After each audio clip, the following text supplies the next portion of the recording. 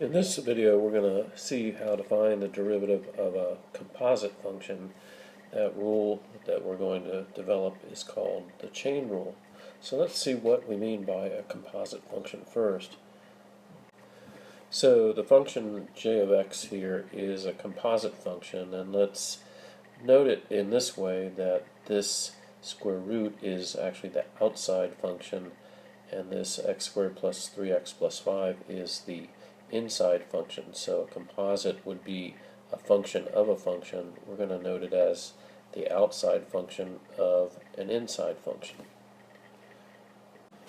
So our function j of x we're going to call f of g of x. We're going to apply the limit definition of the derivative to it. That means j of x plus h is going to be f of g of x plus h, and j of x is f of g of x. So remember, in the last derivation we had to add and subtract the same expression in the numerator to be able to handle this h in the denominator. In this case, we're going to multiply and divide by the same expression, so we're going to multiply the limit by 1, and that's going to allow us to be able to resolve the limit. So let's see what it looks like. So we have divided by g of x plus h and multiplied by g of x plus h, effectively just multiplying by 1. Now we can already see that this expression right here is going to go to g prime of x. We have to do a little bit more work, though, to figure out what this expression is going to. So let's take that up on the next slide. So we need to rewrite g of x plus h and g of x in a different way so we can resolve this limit right here. So let's do this substitution. Okay, so we're rewriting the limit. This part of the limit here we're leaving the same. This first part of the limit we're going to write quite a bit differently. First, we're going to rewrite g of x plus h as y plus k, and g of x as y. So we replaced g of x plus h here and g of x here. We want to note that as h goes to 0, g of x plus h goes to g of x, and since g of x plus h is y plus k is actually going to y as h goes to 0, but if y plus k is going to y, that means that k is going to 0. So we're going to put in front of this first limit the limit as k goes to 0. So let's take a look at this expression, this long limit expression, or the product of two limits, on the next slide. And before we move to the next slide, we want to note that this denominator has simplified to k because it's y plus k minus y. So, as we already noted, this second limit is going to g prime of x. And when we do a limit of this type, let's take a closer look at what's happening. This input value here is going to this input value here, and we are writing that it is the derivative at this input value. So if we do the same thing over in this first factor, this input value here is going to this input value here, so we should write the derivative of f at that input value. And we do that and say this is then f prime of y.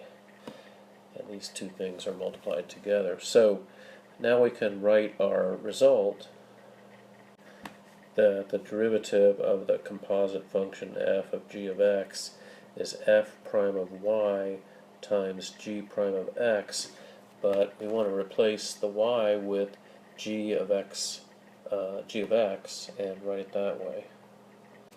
So here is our result, but I find that the chain rule is a little bit confusing in this form, so I want to write our result in a different way where I think it's easier to understand what it is.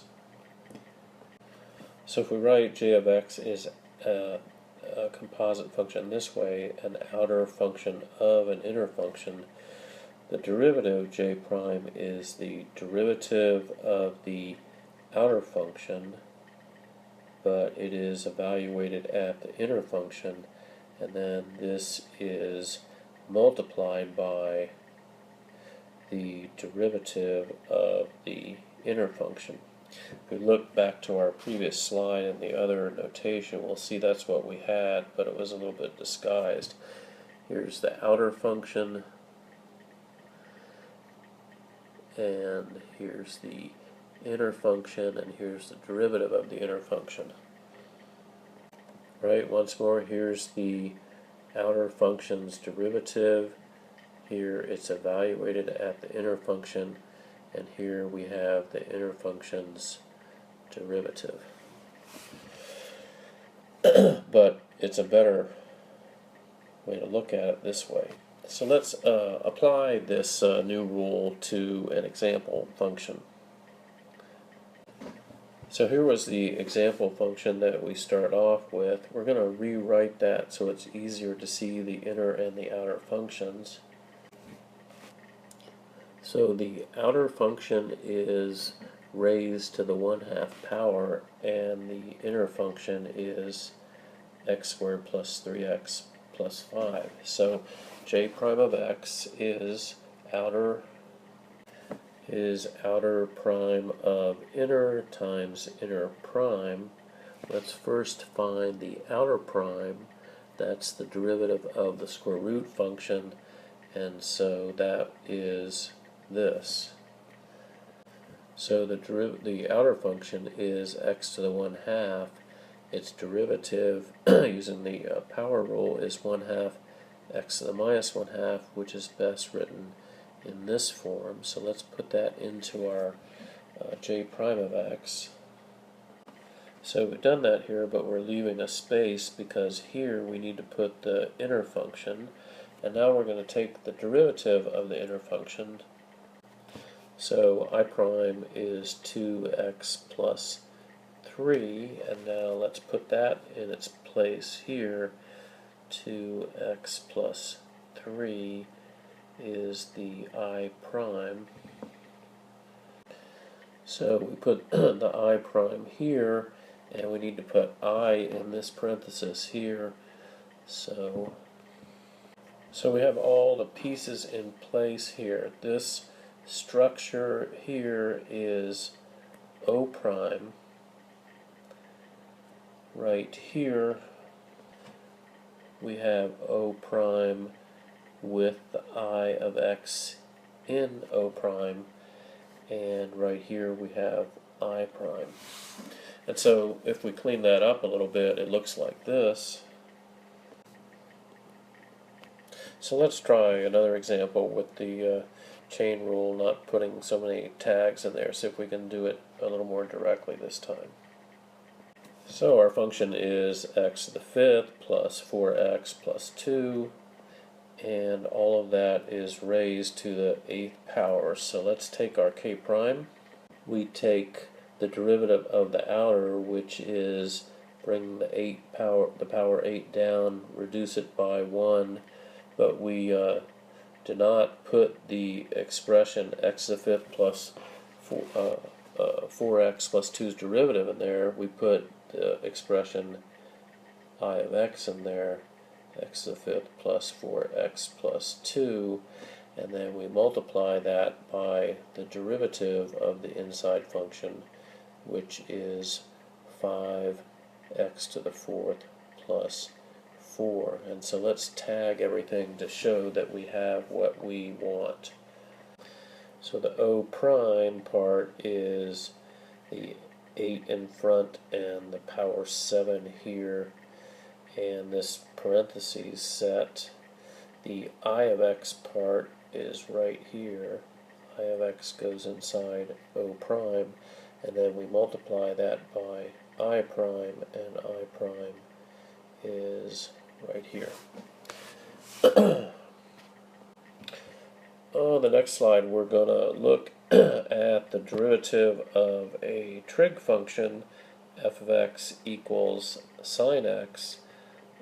In your textbook, on page 55, you see a derivation for obtaining the derivative of sine x, and that we get the result cosine x.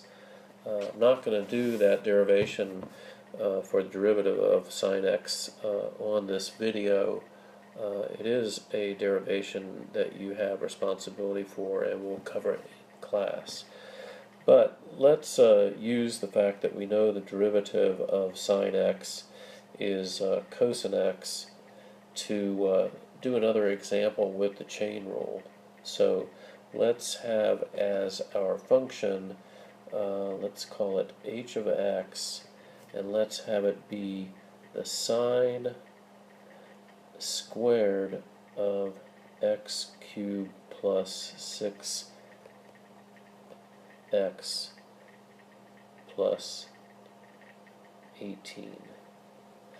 Now, h of x is actually a more complex type of composite function than the one that we just studied. It actually has an outer function, a middle function, and an inner function. So it's the composite of three functions.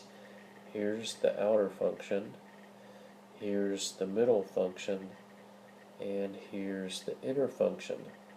And so can you guess what the derivative of a function that is the composite of three functions would be?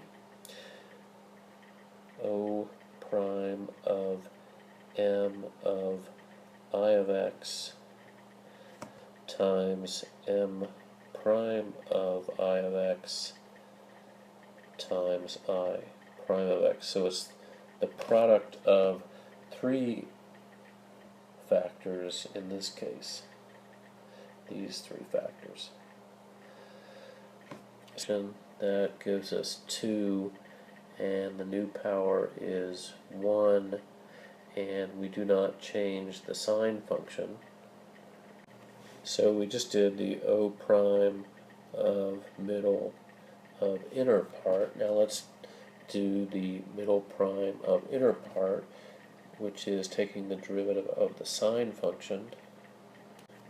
Right, so here is the middle prime part, and here is the inner part, and then we need to multiply by the inner prime. So here we have inner prime, and let's go back and tag this. This part right here is the O prime of middle inner, and here's the middle inner, and the O prime part's kind of obscured. It's the 2 out front and the 1 up here. So let's rewrite that. So we've got our derivative here, and we've tagged it that this part of it is the O prime of middle inner. Here's the middle prime of the inner, and here's the inner prime. So that's it for the chain rule, and the chain rule applied to the derivative of the sine function. In our next video, we're going to look at how to find derivatives of expressions, of equations that can't be written as functions.